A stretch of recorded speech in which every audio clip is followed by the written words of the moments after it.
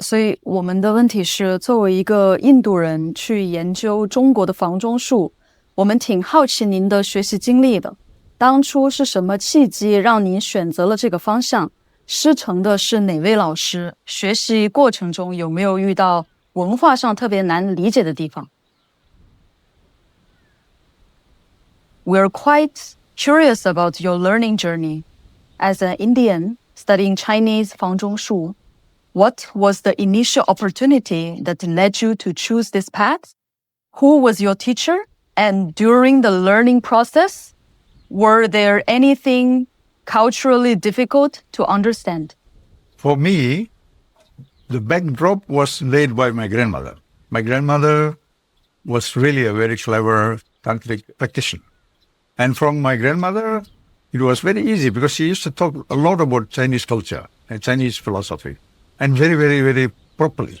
I know these three, Mencius, Lao-Tzu, Confucius, all very young. Nothing new for me. So I grew up in this kind of environment. And then as I grew older, then I was doing Kung Fu anyway at the age of 10. And Kung Fu, Kung Fu today and Kung Fu those days are different. Kung Fu today, what you are doing is basically some physical exercises defined by the Anglophones, the English-speaking community. They define what should be Kung Fu. So these definitions of Kung Fu are different from when I was a young boy. Today it is a sport. It is a match between two, willing partners. But those days it was philosophy. It was spiritualism. So I was brought up like that in the culture of the temples. I think Shaolin was even shut for many years. This is a new Shaolin. The old Shaolin is shut, finished. So in Malaysia, in Penang, it was never shut. The teachers were there, and their cultural hub is the Keklok Tree, and then everywhere they were available. Different systems of Kung Fu was available because it was a culturally rich Chinese town, this Penang. So I grew up there. So my attitude towards the Chinese culture is, it is the same as the Indian culture. There was a Kung Fu group in my school. This Kung Fu group was practicing Fang Zhong Shu with the help of a father of a few of my students, the sexual practices. Maybe I was 14 years old. I cannot go into the details. It's very difficult for people to cope with the details of Fang Zhong Shu practice. But anyway, so then I met this teacher, Shifu Chang, and she opened my eye. There's a lot here, a lot. In the beginning I was thinking Fang Zhong Shu is only sexual practice.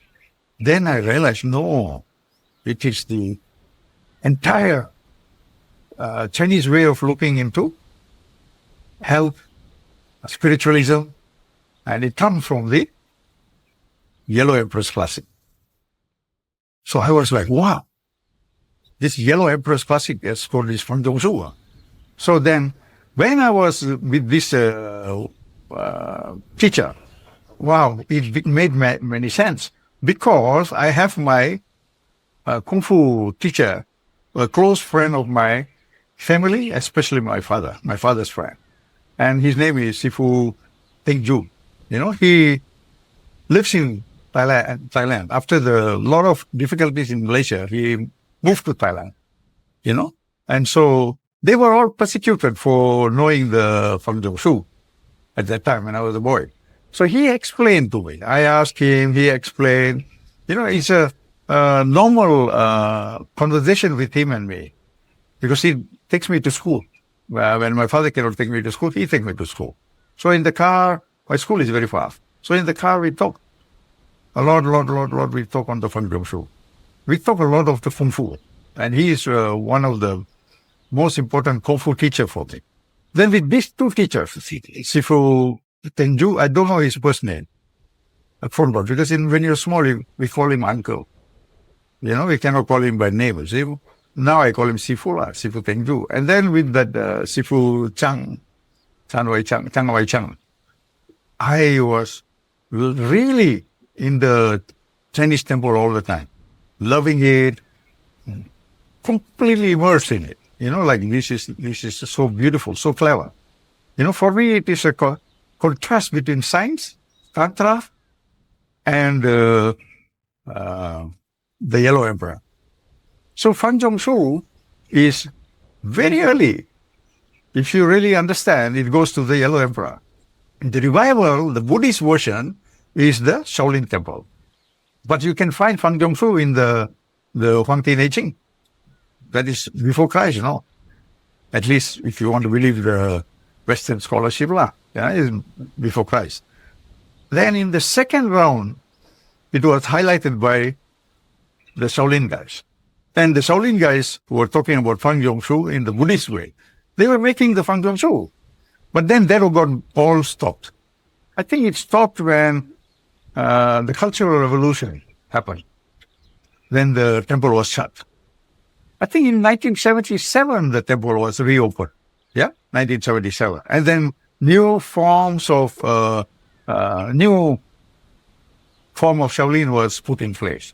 And then just before that, there was something called Wushu.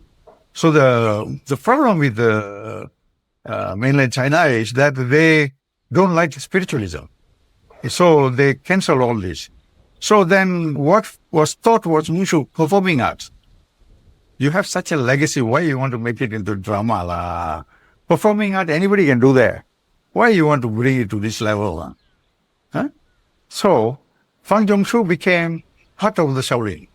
Or you can say another interpretation of Fang Zhong Shu, the Buddhist interpretation of Fang Zhong Shu. And this I was studying with my teachers in Penang. They were teaching me a lot. I was only a young boy, 14, then, 15, 16. This time only they taught me. The Shifu, the Shifu Teng, he started the whole thing. Then when I became older, about 16 or 17, I met the Shifu Chang. And then she taught me more. My entire approach to Kung Fu is through Fang Zhong Shu. Because a lot of people think that you go like stages. That is the English way of saying it. Stage 1, stage 2. In Chinese culture, no. It's the other way around.